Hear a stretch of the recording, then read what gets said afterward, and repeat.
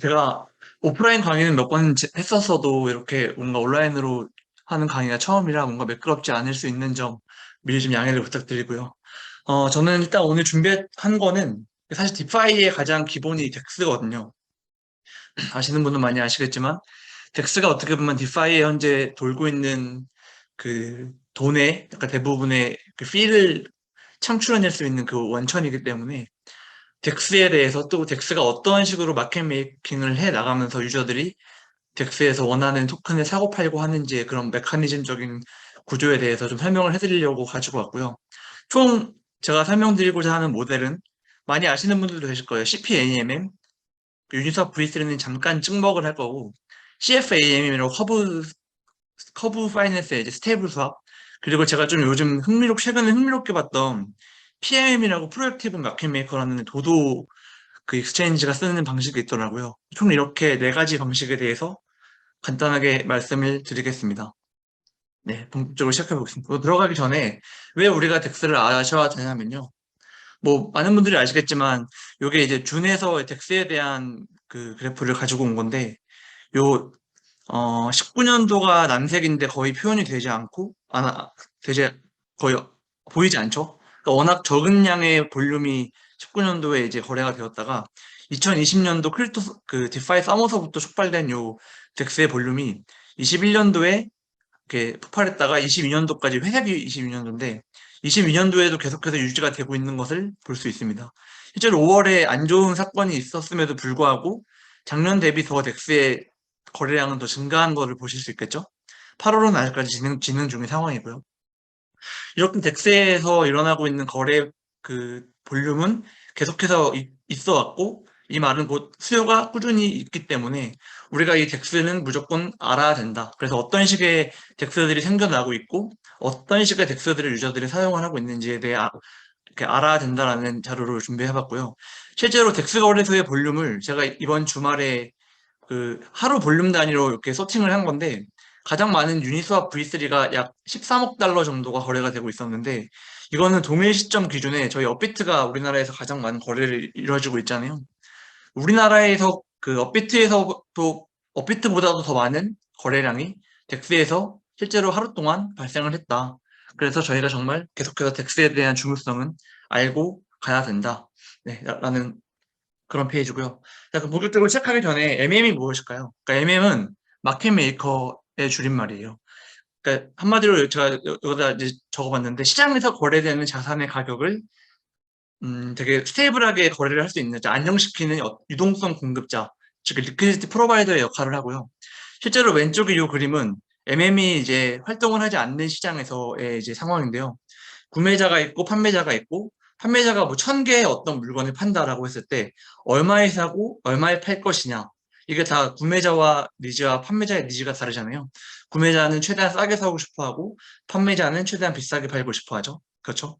제가 이거 보면서 좀 생각해 됐던 게 옛날에 제가 바람의 나라라는 게임을 되게 재밌게 했었는데 뭐 아시는 분은 아실지 모르겠지만 거기서 이제 제가 원하는 아이템을 사려면은 정말 많은 시간을 들였어야 됐고 정말 많은 이제 그 정보를 찾아야 제가 되게 합리적인 가격에 이 아이템을 살 수 있게 됐었는데 그렇지 않은 이상 이게 무슨 말이냐면 MM이 없는 시장에서는 시간의 비대칭과 정보의 비대칭성으로 인해서 분명히 손해를 보는 사람들이 생겨요.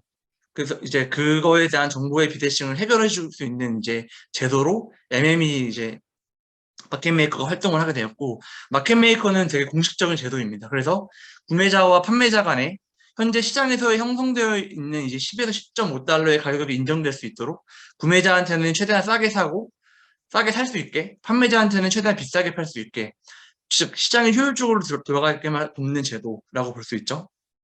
그래서 실제로 보시면은 삼성전자가 저희가 흔히 가장 많이 사고 있는 주식으로 알고 있는데 삼성전자 주식이 만 해도 MM이 최소 5개 이상은 활동을 하고 있는 걸로 알고 있어요. 즉, 여기 걸려있는 수많은 매도에 이제 BDS크에 있는 걸려있는 오더들이 실제로 개인들이 원해가지고 사고 파는 수요에 의해 걸려있는 체결되어 있는 이제 국가 주문이 아니라 실제로 MM들이 이 삼성전자 주식을 개인들이 원하는 가격으로 사고 팔 수 있게끔 활동을 할 수 있는 거라고 알 수 있겠죠. 이거는 마찬가지로 저희가 CEX라고 불리는 업비트의 창과 이제 업비트의 리플과 이제 코인원의 리플을 가져와 봤는데, 그 업비트에서도 리플이랑 가격을 이제 유저들이 좀 원하는 가격에 사고 팔 수 있게끔 MM들이 활동을 하고 있겠죠. 활동을 하고 있는 걸로 실제로 또 알고 있습니다. 그리고 마찬가지로 코인원이라는 거래소에서도 MM이 활동을 하고 있고요. 이건 제 추측인데 아마 여기와 여기에 이제 매수 매도를 걸어놓고 이 안에서 좀 거래가 되지 않는가, 이건 제 추측일 뿐입니다. 아무튼 이런 식으로도 현재 현실 증권에서도 그리고 또한 크립토 CX에서도 다 MM들은 활동을 하고 있다. 그렇기 때문에 시장 유저들이 원하는 가격에 원하는 토큰을 사려면은 덱스에서도 마찬가지로 MM이 반드시 필요합니다. 그렇기 때문에 이제 제가 MM이라는 주제 갖고 온 거고, 똑같이 덱스에서의 MM도 유동성을 제공을 해요. 유동성을 제공하는 유동성 공급자 LP이며, 이 공급한 유동성이 자동으로 마켓메이커의 역할을 수행하게 됩니다. 왜 자동이라는 게 여기서 중요하냐면요. 일반적인 금융에서나 CX에서는 호가를 체결하고 그 취소하는데 아무런 수수료가 되지 않아요. 얘는 그러니까 이제 체결되는 데만 수수료가 되지, 호가를 걸었다 취소했다 걸었다 취소했다 시장 상황이 충분히 그렇게 이제 좀 필요한 경우가 있는데 어떠한 비용도 발생을 하지 않지만, 여기 이제 덱스에서는 이 모든 주문을 트랜잭션에 담기 때문에 항상 가스비가 발생을 하죠. 가스비가 발생을 하고 원하는 시간에 원하는 타이밍에 공급을 할 수 없는 상황이 발생하기 때문에, 그런 쪽에서 이제 시간과 정보의 그 시간의 비대칭성을 해줄 수 없는 상황이 발생을 하기 때문에 항상 덱스에서는 공급한 유동성이 자동으로 마켓메이커 역할을 수행하게 해주는 게 숙제였어요. 그렇기 때문에 제가 이제 여기서 유니스왑을 가져왔는데, 유니스왑 V2에서 다이랑 이더랑 토큰 두 개를 수합할 때, 이 수합하는데 지금 현재 쓰이고 있는 그 총 유동성 공급량이 40밀리언 달러라는 의미예요. 그 여기서 TBL이라고 표현이 되는데, TBL은 토탈 밸류 락드의 약자입니다. 그래서 총 다이랑 이더를 트레이더들이 와가지고 거래할 수 있는 유동성이 40밀리언 달러, 이거 대충 530억 정도죠. 530억이 현재 이 풀에서 유동성 공급이 되어 있고, 이 유동성 공급된 물량이 자동으로 마켓 메이킹을 해주고 있다. 이런 개념으로 좀 알아주시면 되고요. 여기서 그래서 발생한 24시간 볼륨이 10M 정도죠. 꽤 많은 볼륨이 발생을 하고 있죠. 그래서 이제 잘 모르시는 분들을 위해 좀 간단하게 설명을 해드리면, 어떤 식으로 이게 시퀀스가 이루어지냐면요. 그 LP들, 제가 이제 앞으로는 LP라고 말씀드릴게요. 이들이 이제 MM의 역할을 하고 있는 거죠. 이들이 이제 요 위더와 다이 쌍을 유니스왑의 토큰 페어로서 제공을 해요. 유동성으로 제공을 하면 유니스왑으로서 제공한 증표인 LP 토큰을 이제 부여받습니다. 이거는 어떻게 보면 그 보증서 같은 거죠. 나 이만큼 유동성을 공급을 했다라는 LP 토큰을 이제 갖게 되고요. 트레이더들이 이 풀의 안에서 이제 자유롭게 다이와 이더를 사고 팔았다 하면서 피를 내겠죠. 그 피는 여기 유니스왑 풀에 쌓이게 되고, 이 트레이더는 이제 원하는 이더와 원하는 다이를 이제 가져갈 수 있습니다. 그리고 이제 LP들이 이 LP 토큰을 다시 이제 프로토콜에 줘서 내 유동성을 회수하고 싶을 때, 그때 이 트레이딩 피가 내 이제 제공했던 토큰과 함께 이제 그 LP한테 지급되는 그런 형식으로 MM들한테 리베이트를 해주고 있는 그런 모델이에요. 그래서 유니스왑 V2나 V3 모델을 보시면은 0.3%의 거래 수수료가 있잖아요. 이게 현실 세계에서 마켓 메이커한테 주는 리베이트의 개념이라고 보시는 게 좋습니다. 그래서 뭐 팬케이크 수압이나 스시 수압 이런 데는 그중에 0.25%만 주고 0.05%는 토큰 가격 부양을 하기 위한 뭐 그런 토크노미스를 취했는데, 아무튼 여기 유니스왑에서의 모델은 그렇다. 그래서 크립토에서는 누구든지 덱스에 LP를 공급함으로써 MM이 될 수 있다. 그리고 트레이더들의 트레이딩 피를 쉐어받음으로써 이들이 하는 거는 곧 덱스를 통한 일드 파밍을 하는 그런 이제 디파이의 뭐 일드 파밍이라고 불리는 것을 하게 되는 겁니다. 그래서 가장 대표적으로 CPAMM, 이거는 좀 반드시 알아두시면 좋을 것 같아서 좀 가져와 봤는데요. 어려운 개념은 아니에요. 이게 컨스턴트 프로덕트 어토메이티드 마켓 메이커의 약자예요. 마켓 메이커의 약자인데, 즉 어떤 상황에서든지 곱이 일정하다. 프로덕트가 곱이고요. 이게 무슨 말이냐면 X 곱하기 Y는 K잖아요. LP의 공급량이 일정할 때, 변하지 않을 때, 몇 번의 거래가 일어나더라도, 뭐 트레이더가 이더와 다이에 뭐 계속해서 사고팔고 하더라도 이 유동성 풀에 남아있는 X의 개수랑 Y의 개수의 곱은 항상 일정하다. 요 수식의 의미입니다. 그래서 어떤 말이냐면 다시 풀어서 설명을 해드리자면 위와 같이 X 코인의 개수가 몇 개가 있고 Y 코인의 개수가 몇 개가 이제 있는 덱스가 있어요. 즉 아까 유니스왑에서 한 40여 명 정도 있는 이더 다이 그런 덱스가 있었죠. 그래서 이 풀을 이용해서 트레이더 A가 와가지고 이 Y 코인을 얻기 위해서 X 코인을 지불을 해요. 얼마만큼 스몰 X가 여기 풀에 추가가 되고 스몰 Y는 이제 이 트레이더 A한테 취해지겠죠. 그러면 이제 해당 풀에 남아있는 코인은 대문자 X 더하기 스몰 X가 되고 요 Y는 대문자 Y 빼기 스몰 Y가 되죠. 근데 이 둘의 곱도 똑같이 이 점과 K로 일정하다라는 의미입니다. 이거가 좀 이해가 안 되시는 분들을 위해 좀 직관적으로 예시를 들어서 제가 설명을 해드릴 건데요. 이건 제가 좀 예전에 만든 자료라 제가 이제 클레이튼에서 이제 팔라라는 토큰을 예전에 좀 샀던 적이 있어서 가져와 봤는데 이 팔라 토큰이 당시에 2달러의 가치를 이제 가지고 있었습니다. 여기 제가 이제 표시한 요 스크린샷이 팔라의 2달러였다라는 걸 증명하는 그런 이 당시에 덱스 거래소 A라는 곳에 예를 들어 팔라가 300개의 코인이 있었고 테더가 600개의 코인이 있었다고 가정을 해볼게요. 이러면은 현재 이 덱스 A에서 팔라랑 테더에 이제 공급되고 있는 총 유동성 총량 아까 앞에서 말씀드린 TVL 있죠? 그건 총 1200달러가 되죠. 왜냐하면은 여기서 이제 한 가지 아셔야 될 거 잘 모르시는 분들을 위해 설명을 하자면은 요 AMM 모델에서는 요 덱스에 이제 유동성을 공급할 때 반드시 팔라와 테더의 가치가 1대1이어야 됩니다. 개수가 1대1이 아니에요. 가치가 1대1이어야 돼요. 현재 팔라가 2달러이기 때문에 여기에 내가 유동성을 공급하겠다라고 하면은 가치가 1대1이니까 팔라를 한 개를 내가 공급을 하고 싶으면 테더는 두 개를 가지고 와야 돼요. 그래서 1대2로 이렇게 이제 유동성이 형성이 되어 있는 걸 알 수 있겠죠. 그래서 덱스 거래소 A에 300대 600으로 팔라 테더 풀이 형성이 되어 있다. 현재 팔라의 가격은 프라이스는 600 나누기 300이죠. Y 나누기 X입니다. 왜냐하면 아까 말씀드렸지만 가치가 1대1이기 때문에 팔라 토큰과 테더 토큰의 가치가 1대1이기 때문에 Y 나누기 X 해가지고 이제 2로 표현이 되겠죠. 여기서 이제 트레이더 A가 10개의 팔라를 사고 싶어가지고 이 덱스에 와서 이 이제 유저의 생각은 뭐냐면 내가 20의 테더를 지불하면 나 10개의 팔라를 살 수 있겠지라고 해서 20테더를 딱 수압을 눌러요.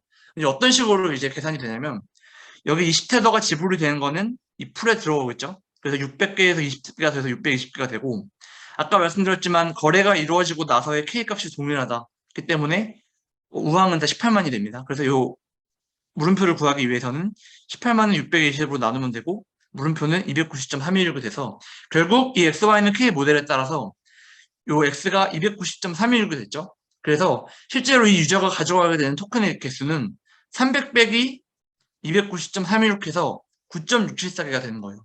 10개를 온전히 가져갈 수 있는 게 아니라 9.674개만 가져가게 된다라는 의미가 됩니다.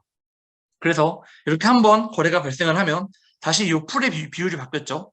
X는 290.316이 됐고 Y는 620이 됐어요. 제가 아까 말씀드렸지만 프라이스는 Y분의 X이기 때문에 똑같이 290.316을 620으로 290.316으로 나누면 팔라의 가격은 2.135가 됩니다. 그래서 이런 식으로 XY는 K 모델에서 덱스의 거래소에서 어떤 거래를 따라 이제 가격을 결정을 할 수 있는 그런 이제 좀 메커니즘이 이해가 되시죠?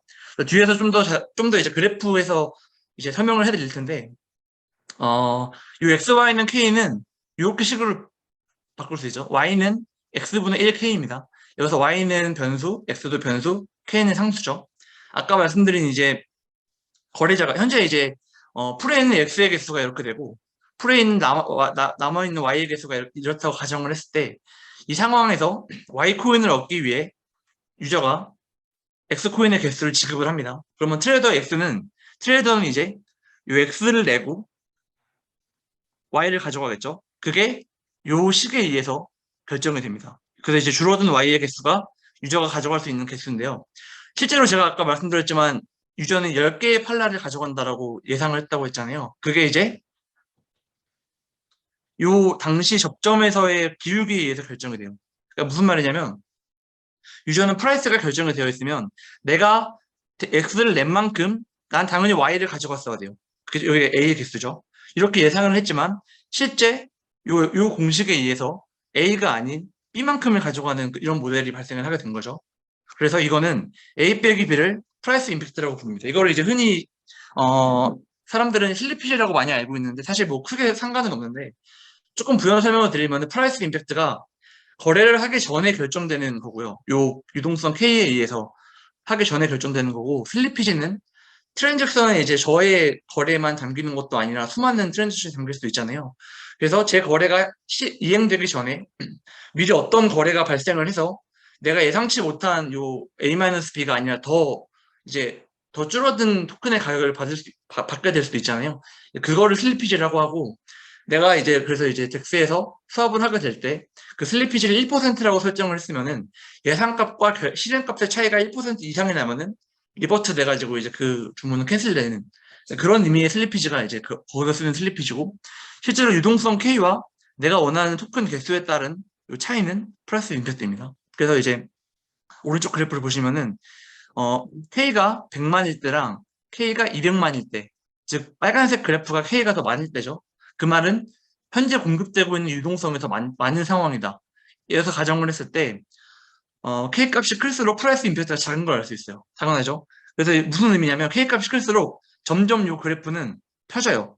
점점 이렇게 펴져가지고 요 유동성이 무제한이다. 이 상태에서는 어느 순간 직선으로 이루게 됩니다. 제가 여기서 표현은 못했는데 그리고 K값은 작으면 작을수록 점점 더 이게 포물선에 가까워져서 여기에 이게 붙게 되고 거기서의 이제 원하는 가격에서의 기울기는 기울기에 따른 요 플러스 임팩트가 되게 심해지는 그런 요렇게 이제 그래프가 움직이는 네, 그런 이제 모습을 좀 상상을 해주시면 좋을 것 같습니다. 혹시 제 그 마우스 움직이는 것도 다 보이시죠? 네, 감사합니다. 이제 유니사 V3로 넘어갈 건데요. V3는 핵심은 선택적 유동성 공급이에요. 아까 V2 모델에서는 제가 공급한 요 K의 유동성은 무슨 말이냐면 X 코인의 가격과 Y 코인의 가격이 0부터 무제한의 어느 상황이든지 간에 거래가 가능하잖아요. 그래서 V2는 내가 공급한 유동성이 내 전체 가격에 있어서 유동성으로 쓰인다. 그래서 이렇게 표현이 가능하죠. 하지만 유니스왑 V3 모델은 어떤 유동성 공급자 LP들이 프라이스를 선택을 할 수 있어요. 나는 PA와 PB까지만 내 유동성을 선택을 해서 여기서만 내 유동성을 공급을 할래. 그러면은 어떤 효과가 발생하냐면 실제로 내가 제공한 유동성 총량은 여기서 적분한 면적값이 되죠. 이 면적값은 일정하더라도 이 프라이스가 PA, PB 사이에 움직일 때는 난 이것보다 더 두 배의 이제 유동성을 제공할 수 있는 상황이 되고 LP가 저 혼자만이 아니잖아요. LP가 이제 수많은 LP들이 있기 때문에 그 LP들이 모이면 결국에 현재 시장의 중립값 프라이스에 해당하는 뭐 이런 상황의 이런 요 그래프의 가장 이상적인 유동성이 공급이 될 것이다. 라는 이제 말이고요. 이걸 처음 보시는 분들을 위해 제가 이제 유니서 V3 홈페이지에 있는 영상을 가져와 봤는데 V2 모델에서는 이렇게 0부터 무제한까지 공급을 했다면 V3에서는 실제로 이렇게 프라이스를 원하는 만큼 내가 공급을 할 수 있는 자유롭게 선택을 할 수 있습니다. 그래서 이제 이렇게 어느 구간이든 선택을 해서 유동성을 공급을 할 수 있다라는 그런 말이고요. 그래서 그걸 따라 이제 어떤 식으로 내가 피를 받게 되느냐. 자, 저는 여기서부터 여기까지만 유동성 공급을 했어요. 그러면 덱스에서 프라이스가 계속 움직이겠죠? 또 움직여서 내가 공급한 유동성 사이에서는 내가 계속해서 피를 누적이 됩니다. 하지만 가격이 넘어가는 순간 더 이상 피는 쌓이지 않는. 보시면은 넘어가서 거래가 되면 내가 피 나한테 누적이 안 되죠. 하지만 다시 일로 들어오면은 다시 피가 쌓이는 그런 식의 모델이 이제 V3 모델이고요. 실제로 유니스왑 V3가 지금 2년간 특허가 걸려 있는 걸로 알고 있는데 그 전에 솔라나에 있는 오르카란 덱스에서 월풀이란 걸 최근은 아니고 몇 달 전에 이제 출시를 했는데 이것도 유니스왑 V3랑 동일한 방식이에요. 그래서 실제로 가보시면은 내가 USDC랑 솔라나를 교환을 할 때 현재 시장 가격에서 나는 마이너스 50% 그러니까 솔라나가 현재보다 반값이 될 때 또는 솔라나가 현재보다 두 배가 될 때 이 사이에 선택해서 유동성을 공급하겠다라는 식으로 이렇게 조절을 할 수 있습니다. 그거를 제 마음대로 이렇게 조절을 한 거고요. 실제로 조절을 했을 때 이 상황에서는 유니스왑 V2 대비해서 레버리지가 3.38배만큼 효과가 있다. 즉 여기 있는 게 만약에 100이라고 가정을 했을 때 마이너스 50%에서 100%라면은 요 Y축 값이 3.380배만큼 이렇게 증가한 그런 유동성을 내가 여기다 공급을 하겠다라는 의미고요. 더 쪼여가지고 마이너스 10% 플러스 10%로 하면은 나는 레버리지를 20배만큼 더 요 공간 안에 요 가격 안에 레인지 안에 더 유동성을 공급을 하겠다. 극대화해가지고 에스티메이티드 APR 즉 내가 받을 수 있는 피의 양은 더 이제 요 레버리지에 따라 더 증가하는 그런 형태를 볼 수 있습니다. 그래서 이제 조금 더 직관적으로 이 오더북으로 이해하는 V2, V3 모델이라고 제가 좀 표현을 해봤는데요. 자, 이거는 유니스왑 V2. 자, 아까 제일 처음에 말씀드린 엑소바이너 K라는 모델에서의 이제 상황을 제가 한번 설명을 해드려볼게요. 현재 유니스왑 V2 엑소바이너 K 모델에서 이더가 10개가 있고 USDC가 10,000개가 있고 K에 2개 곱이니까 K는 10만이겠죠? 이런 풀이 있다고 가정을 해볼게요. 이들은 LP들이죠. MM들이죠. 이들은 시장 가격의 유동성을 공급하는 존재들이에요. 자, 얘네들이 이제 오더북으로 표현을 하면 과연 어떤 식으로 표현이 될까에 대한 제가 설명을 하기 위해서 계산을 해본 거예요. 우선 그 전에 이 식을 잠깐 봐주시면 X, Y는 K죠. 아까 말씀드렸던 프라이스는 이 식에서 Y를 X로 나눈 게 돼요. 여기서 이제 Y는 PX가 되죠. 그래서 요 Y에 여기에 있는 Y에 이 PX를 대입을 해보면은 PX 제곱은 K가 되고 X는 루트 P분의 K가 되는 거죠. 자, 이제 요 식을 알고 제가 다시 일로 와보겠습니다. 현재 1000달러인 상황에서 이더가 10개가 있고 USD가 10,000개가 있는 상황에서 자, 프라이스가 990달러가 됐어요. 근데 K는 똑같다고 했죠. 즉, 요 식에서 프라이스가 990달러 나눠지고 K가 똑같아요. 그럼 X는 바로 계산이 되죠. 계산을 했을 때 10.05038이 돼요. 요 두 개 사이의 델타는 0.05078이죠. 그리고 똑같이 이걸 쭉 나열을 했을 때 990, 980, 970, 960을 했을 때 전부 K가 일정하기 때문에 X랑 또 X가 계산이 되니까 그에 따라 Y도 다 계산이 되죠. 자, 여기서 이게 무슨 말이냐면 현재 이더가 1000달러보다 아래인 상황에서 유동성 공급자 MM들은 요 12더랑 USDC만 가지고 이더를 매수 주문을 걸어두는 효과랑 똑같은 거예요. 즉 USDC 10,000개를 가지고 이 아래에 990달러일 때는 내가 이더를 0.050378을 사겠다라고 매수 주문을 걸어둔 거고요. 980달러일 때는 0.051147개를 사겠다라고 매수 주문을 걸어둔 거예요. 유저는 와가지고 나는 이더를 팔고 싶어 라고 해서 내가 이더를 990달러에 0.050378개를 팔았어요. 유저는 팔았으니까 USDC를 가져가겠죠. 그 USDC가 MM들이 가지고 있는 10,000개에서 이걸 빼면 대충 50개 정도 되죠. 50개 USDC를 유저들한테 주고 이제 유저는 요 이더를 판 거기 때문에 이 풀에 추가가 되겠죠. 그래서 이런 식으로 이제 여기에 추가가 되는 그래서 한 번에 거래가 발생을 하면 990달러가 되고 이때 이제 풀이 가지고 있는 이더가 10.05038 USDC가 가지고 있는 건 9,949.874가 되는 형식입니다. 이제 아래가 매수의 상황, 위에가 매도인 상황이고요. 마찬가지로 다 계산을 한 거고요. 이걸 간단하게 표현을 하면은 그냥 이런 상황인 거예요. 유니스왑 V2 모델에서는 가격 차이 프라이스가 균일할 때 이런 식으로 그냥 전체 0부터 무제한까지의 상황에서 전부 요 유동성의 공급 오더북 저희가 흔히 보는 업비트나 이런 데에서 이렇게 매도 주문을 MM들이 걸어준 상태인 거고요. 유니스왑 V3 모델에서는 선택적으로 프라이스를 제공을 했기 때문에 이런 식으로 현재 시장 상황에서 가장 이상적인 유동성을 공급을 해줄 수 있다. 이런 식의 오더북이 제공이 된다라고 하면 조금 더 직관적으로 이해가 아마 되실 수 있으리라 생각이 됩니다. 자, 이제 절반 정도 했고요. 이제 CFAM에 대해 설명을 해드릴게요. 이게 되게 어려워 보이는데 제 설명을 들으시면 아마 정말 어렵지 않다라는 걸 알 수 있을 거예요. 우선은 CFAM은 무슨 약자냐면 Constant Function Automated Market Maker입니다. 종류는 이제 커브 파이낸스처럼 스테이블 스왑이나 뭐 이더 같은 가치가 1대1인 코인들을 이제 거래하는 그런 덱스에서 많이 쓰이고요. 여기서의 이제 키는 어떤 상황에서는 두 개의 코인 개수의 합이 일정하고 어떤 상황에서는 두 개의 코인의 곱이 일정하다라는 게 핵심입니다.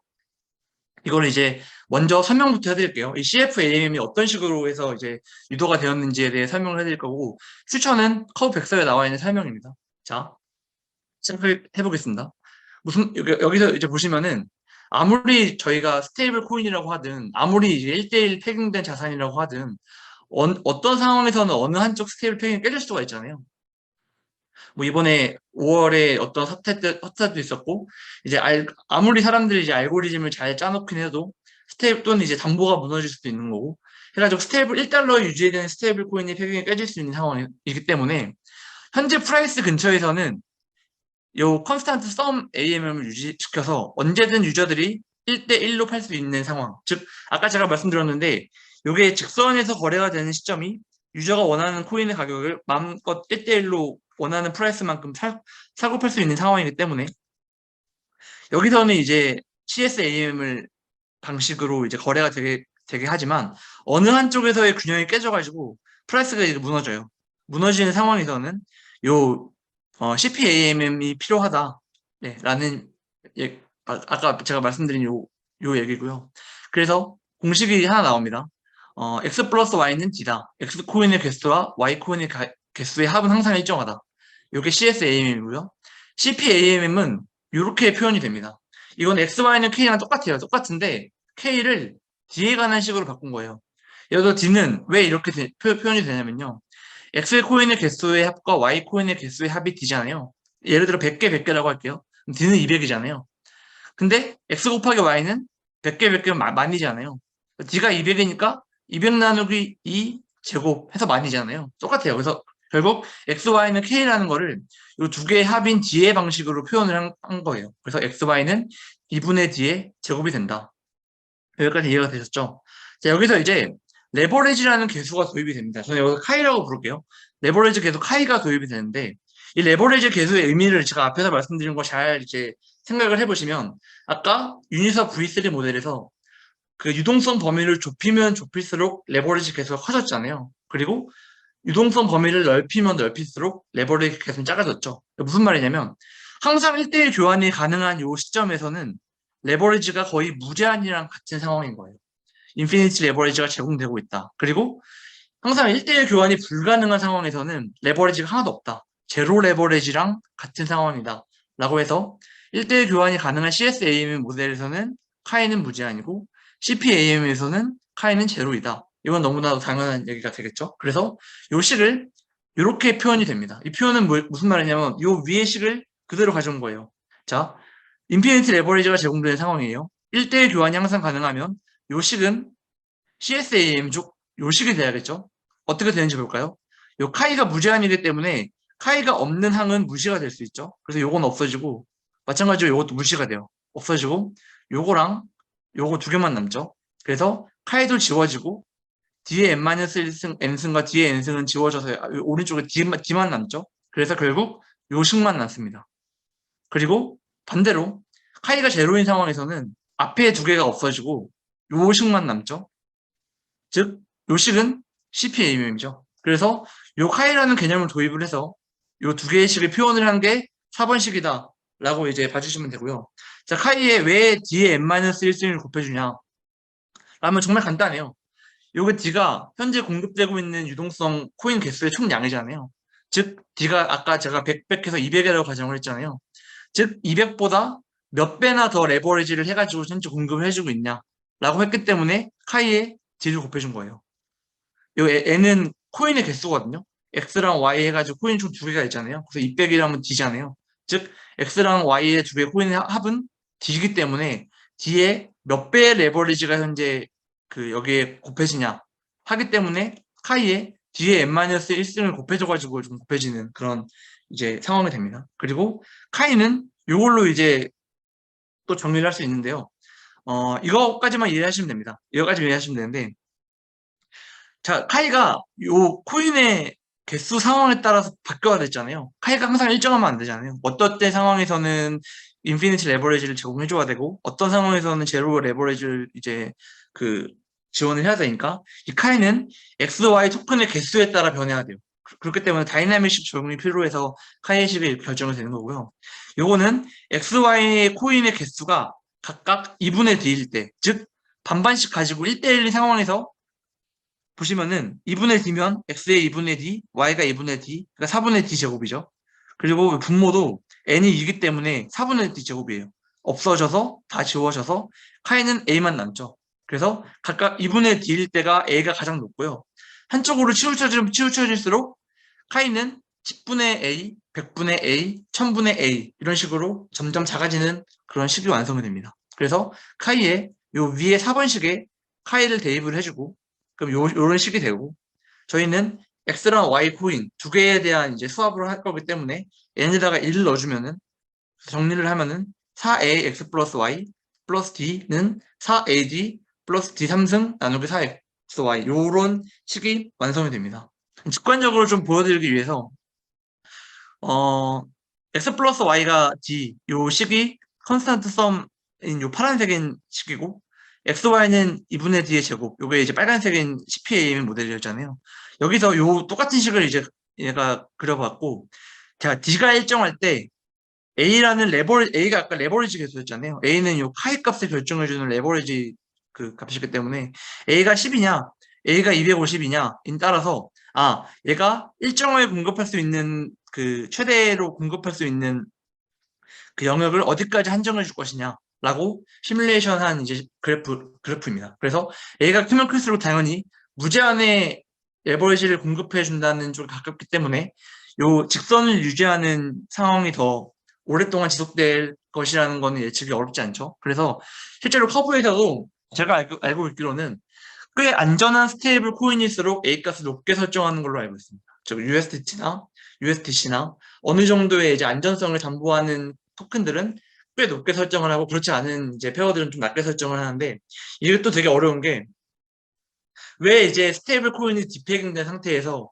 돈을 많이 버는 사람들이 나타나냐면 이 A값을 완벽하게 설정을 할 수 없어요. 이거는 이제 사람이 설정을 하거나 그 시장 상황에서의 믿음에 의해서 설정되는 값인데 실제로 UST만 해도 A값이 꽤 높았거든요. 높았는데 이제 그렇게 무너진 상황에서 계속해서 요 1대1로 거래가 가능한 그런 상황이 지속됐고 그런 게 커브뿐만이 아니라 수많은 이제 프로토콜에서 발생을 했죠. 그렇기 때문에 UST 가격이 또 이제 오라클 문제도 있었지만 USD 가격이 뭐 되게 일그러지는 상황이 뭐 되게 곳곳에서 많이 발생을 했다. 그렇기 때문에 아직 이런 모델들이 저는 제 생각에는 아주 완벽한 모델은 아니다라고 생각을 하고 있습니다. 그래서 발전해 나가고 있다라고 이제 보고 있고요. 이제 마지막으로 PMM에 대해서 설명을 해드릴게요. 이게 되게 재밌습니다. PMM은 아마 처음 보시는 분들 아닐 텐데 도도라는 토큰이 이제 작년에 한국에서 약간 좀 유명했던 걸로 알고 있는데 여기서 만든 새로운 방식의 마켓 메이커 방식이에요. 이걸 좀 유도를 해드릴게요. 자, 저희가 이제 어떤 토큰, 저 애플을 사가죠. 어떤 토큰의 가격을 변화를 표시하는 데에는 일반적으로 가장 쉬운 모델에서는 두 가지 팩터가 필요해요. 하나가 이제 미드 프라이스. 현재 애플이 얼마이냐. 이 미드 프라이스인 I가 필요하고요. 그리고 유동성을 표현하는 슬롭의 기울기죠. 기울기가 필요합니다. 그러면은 토큰이 아니라 애플의 가격 P는 미드 프라이스 더하기 요걸로 인해서 이제 프라이스가 계산이 되거든요. 여기서 B는 무슨 말이냐면 비제로부터 말씀드려요. 비제로는 아까 그 유동성 풀의 최초의 애플의 총 개수예요. MM들이 제공을 하고 있는 LP가 제공하고 있는 최초의 베이스 토큰 애플의 개수가 이제 비제로가 되고 한 번의 거래가 이루어지고 나서 이후에 남아있는 개수가 이제 B가 되겠죠. B는 항상 비제로보다 작으니까 비제로 분의 몇에 의해서 요만큼이 이제 이동이 돼가지고 프라이스가 결정이 되는 이런 모델을 따르고 있는데 자, 여기서는 몇 가지 이제 그 한계가 있는데 왜냐하면은 실질적인 그러니까 저 이제 더 현실에 가까운 유동성을 현실에 가까운 시장일수록 현재 그 시장 미드 프라이스에서의 유동성이 가장 높잖아요. 근데 여기서는 그렇지 않기 때문에 이거를 고배 형식으로 표현을 해서 이런 식으로 좀 수식이 변형을 시켜줍니다. 그래서 프라이스는 합의 이제 형태가 아닌 고배 형태인 i분의 b분의 b제로로 이렇게 표현이 되고요. 근데 이 식도 마찬가지로 한계가 있어요. 어떤 한계가 있냐면 시장에서 합리적인 시장이면 시장일수록 베이스 토큰 여기서는 이제 애플의 베이스 토큰이라고 제가 부를게요. 이 베이스 토큰의 양이 무제한으로 줄고 무제한으로 없어지면서 따라 프라이스가 막 그렇게 심하게 흔들리진 않잖아요. 왜냐하면 시장이 여기 하나에만 형성되어 있는 게 아니기 때문에 덱스라고 하면 여러 개의 덱스가 있고 여러 개의 CX가 있기 때문에 합리적인 프라이스를 결정을 하기 위해서는 단순히 이렇게 고부의 형태가 돼버리면은 이 베이스 토큰에 따라서 프라이스의 민맥스가 정해지지 않습니다. 정해지지 않기 때문에 또 다른 이제 K라는 값을 여기서 이제 디파인을 해가지고 요 식이 이제 이렇게 변하는데요. 여기서 K의 의미가 뭐냐면 K는 총 세 가지 경우가 있습니다. K가 0이면 여기 다 지워져서 프라이스는 그냥 I가 되죠. I가 돼서 항상 어느 상황에서나 프라이스는 변하지 않는 그런 상황이 되고요. 자, K가 1일 때는 위에 고배식과 똑같이 되죠. 앞에 K가 없어지기 때문에 1 빼기 K로 K가 없어지기 때문에 I B분의 B0가 되고 K가 이제 0과 1 사이에 있을 때는 이게 어떤 말이냐면 K 값이 커질수록 B 변화에 더 민감해져요. 무슨 말이냐면 K가 커지면 커질수록 B가 변하면 변화에 따라 이 프라이스에 영향을 미치는 영향이 더 커지게 되죠.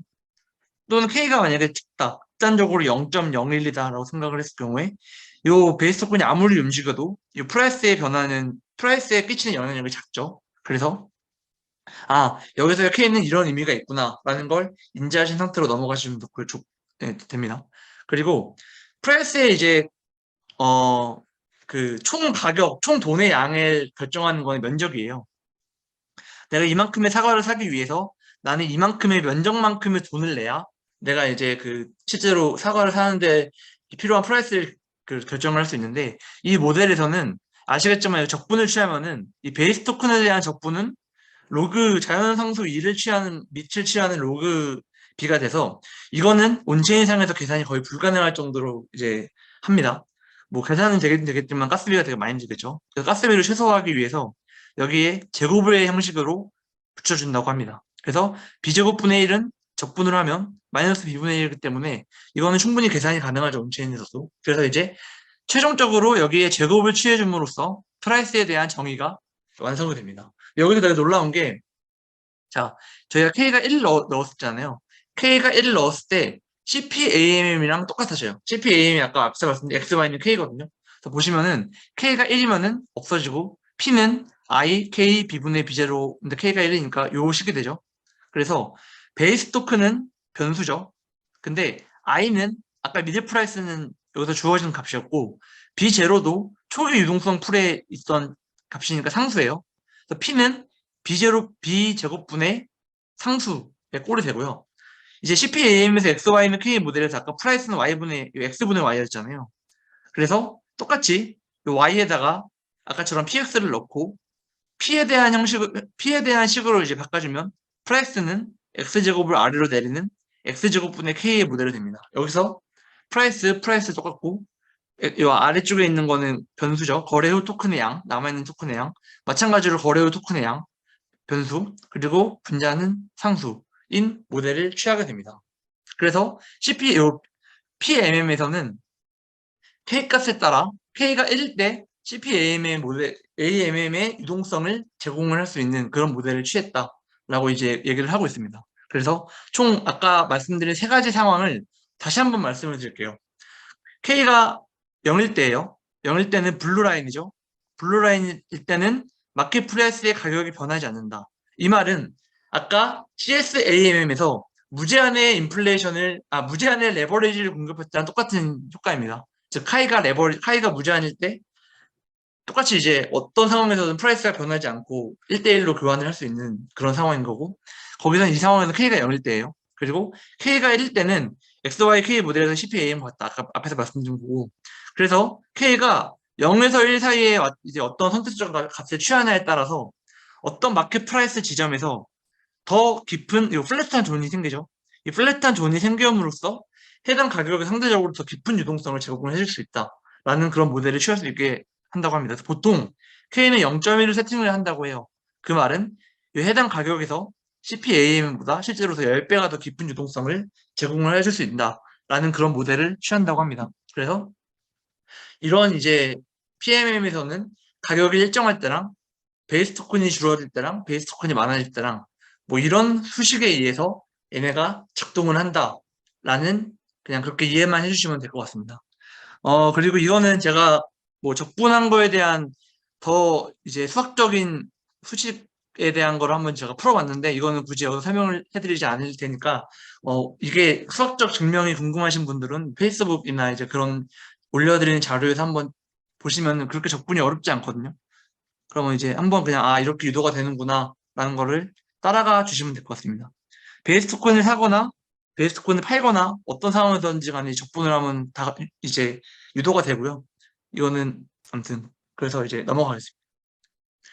그래서 이제, 일단은 이거는 이제 제가 요즘 하고 있는, 따로 또 스터디를 하고 있는데, 저는 요즘 믿고 있는 게, 아, 이제는 디파이는 아마 많은 분들도 이제 그러니까 디파이는 이제 가치 평가가 가능하다라는 주제로 스터디를 하고 있는데, 그래서 저는 요즘 덱스에서 새로운 AMM 모델 같은 게 나오면은 되게 유심히 보고 있는 거고, 실제로 이제 트레이딩 볼륨이 늘어난다라는 거는 이 덱스에 돈이 들어온다라는 의미잖아요. 돈이 들어오기 때문에 이 덱스의 토큰을 이제 가치를 부양해 줄 수 있는 리베뉴가 쌓이기 때문에 뭐 현실적으로 뭐 P 레시오나 PS 레시오 같은 것들, 그런 것들이 이제 낮아지기 때문에 토큰을 살 수 있는 그런 이제 상황이 되는 건데요. 실제로 그래도 도도 파이낸스에 대해서 최근에 이렇게 볼륨이 증가를 하고 있어요. 이게 8월 20일 지난주 토요일인가 그렇죠? 금요일인가? 이때 520M 달러면 거의 엄청난 거래량이 터진 건데, 실제 이때 보시면은 덱스 기준으로 유니스왑 다음으로 도도 파이낸스가 거의 찍힌 걸로 알 수 있습니다. 도도가 아래에 있네요. 근데 이게 지금 이더리움뿐만이 아니라 뭐 BSC나 폴리곤이나 같이 멀티체인으로 서비스를 하고 있기 때문에 이거에 대한 총 토탈을 여기 표현을 한 거고, 꽤 높은 곳에 이제 랭크를 하고 있죠. 실제로 가치 분석을 해봤습니다. 되게 간단하게만 해봤는데요. 오늘 방금 스터디 하기 전에 간단하게 해본 건데, 이 FDB는 총 토큰이 풀렸을 때 현재 프라이스를 곱한 거고, 마켓캡은 현재 풀려있는 토큰 개수의 마켓 프라이스를 곱한 거고, 맥스 서플라이, 그리고 현재 공급되고 있는 양, 그리고 24시간 동안 얼만큼의 거래량이 터졌는지에 대해 이렇게 계산이 되고요. 이 예상 ROI를 계산을 해봤을 때, 자, 매수 가격을 내가 10,000개의 토큰을 산다. 총 1370달러어치가 현재 프라이스가 이제 바이낸스 기준으로 이렇게 매수가고, 피 분배되는 양이 홈페이지에 나와 있어요. 아, 오늘 하루 동안 2600달러 정도의 피가 분배가 돼요. 얘네도 똑같이 배당을 받을 수 있습니다. 스테이커들한테. 그래서 이거는 저희 ROI가 되겠죠.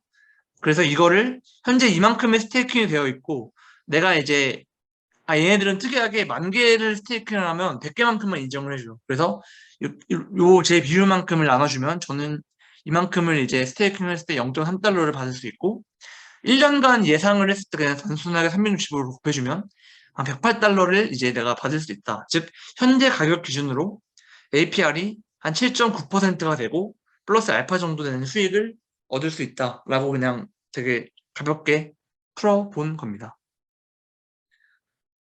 어, 여기서 맞춰야 될 것 같네요. 네, 이상입니다.